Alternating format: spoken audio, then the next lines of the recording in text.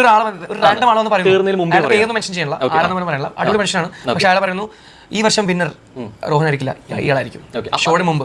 അപ്പൊ എന്റെ മൈൻഡിൽ എന്തായിരുന്നു, ഈ മണ്ടനായ കറക്റ്റ് ആണല്ലോ, അയാൾ കറക്റ്റ് ചെയ്തു, ആ വിന്നറുമായി സെറ്റുമായി പറഞ്ഞ ആള് ആരെ പേര് പറഞ്ഞു, ആൾ വിന്നറായി കറക്റ്റ് കൃത്യമായി എങ്ങനെ വിന്നർ ആവുന്ന പറഞ്ഞു. ഈ പറഞ്ഞ ആളാണോ PR? അത് ഞാൻ പറയില്ല. ബിഗ് ബോസിൽ നിന്ന് ഇറങ്ങി അനുമോള് കപ്പെടുത്തതിന് ശേഷം നമ്മൾ പല രീതിയിലുള്ള കരച്ചിലുകൾ കേട്ടു, പല രീതിയിലുള്ള നിലവിളികൾ കേട്ടു. എല്ലാത്തിലും മെയിൻലി നിൽക്കുന്ന എന്താണ്, PR. ആരാണ്? സഹ മത്സരാർത്ഥികളിൽ നിന്ന് ആരുടെ പേരാണെന്ന് ഞാൻ എടുത്തു പറയുന്നില്ല. പക്ഷേ ഏറ്റവും പുതിയ ഇന്റർവ്യൂ കൊടുത്ത നമ്മുടെ ആര്യൻ ജിസയിൽ ഇതിന്റെ ഇടയിൽ ആര്യന്റെ ഭാഗത്തു നിന്ന് വന്ന ഒരു വെറൈറ്റി കരച്ചിലാണ്.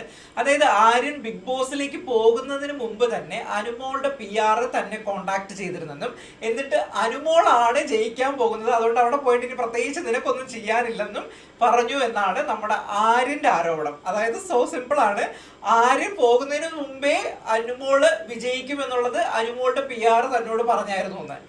എന്തൊക്കെ കേട്ടാ ഒരു ദിവസം പോകാൻ പറ്റുമെന്ന് എനിക്ക് എത്ര ആലോചിച്ചിട്ടും മനസ്സിലാവുന്നില്ല. ഈ എന്തായാലും വെറൈറ്റി കരച്ചിലാണ്. ഇത്രയും നമ്മൾ ദിവസം കേട്ട പോലുള്ള രീതിയിലുള്ള ഒരു കരച്ചിലല്ല നമ്മൾ കേട്ടത്.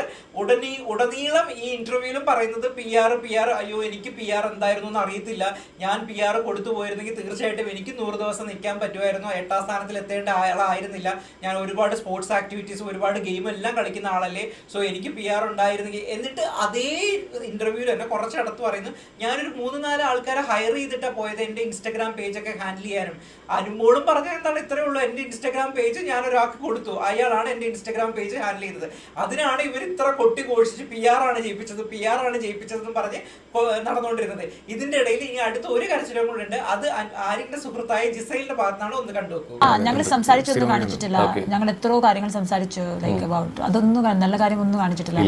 ഇതിൽ ജിസൈൽ പറയുന്നത് എന്താണെന്ന് അറിയോ, ആര്യനും ജിസയിലും തമ്മിലുള്ള കോംബോ വളരെ നല്ല രീതിയിലായിരുന്നു. ആർട്ടിഫിഷ്യൽ അല്ല, ഭയങ്കര പ്യൂർ ആയിട്ടുള്ള, ഭയങ്കര സോൾ ആയിട്ടുള്ള കോംബോ ഏഷ്യനെറ്റ് ഒരു ഇൻട്രസ്റ്റും കാണിച്ചില്ല. പകരം അനുമോളുടെ കോംബോ കാണിക്കാൻ, അനുമോളും ആര്യനും തമ്മിൽ ജിയോ സ്റ്റാറിൽ നടത്തുന്ന കോംബോ, അല്ലെങ്കിൽ അനുമോളും അത് ജനങ്ങൾ ജിയോ സ്റ്റാർ വഴി കൊടുത്തിരിക്കുന്ന കോംബോ ജനങ്ങൾ തീരുമാനിച്ചതാണ്. ജനങ്ങളുടെ വോട്ടിലൂടെ തീരുമാനിച്ചപ്പോഴാണ്.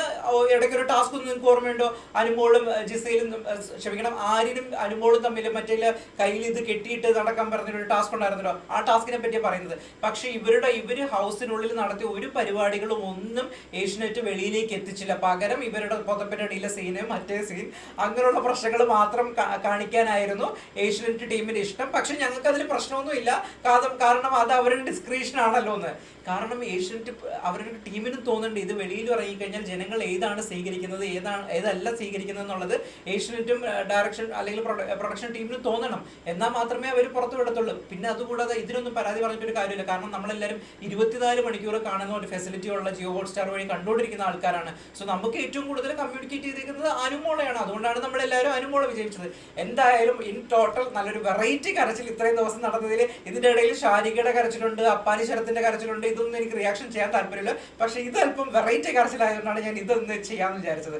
എന്തായാലും വീഡിയോ ഇഷ്ടപ്പെട്ടെങ്കിൽ തീർച്ചയായിട്ടും ലൈക്ക് ചെയ്യണം, അതോടൊപ്പം തന്നെ ചാനൽ സബ്സ്ക്രൈബ് ചെയ്യാനും മറക്കരുത്. നിങ്ങളുടെ അഭിപ്രായങ്ങളും നിർദ്ദേശങ്ങളൊക്കെ കമന്റ് ആയിട്ട് രേഖപ്പെടുത്തണം. അടുത്ത വീഡിയോ ആയിട്ട് വീണ്ടും കാണാം.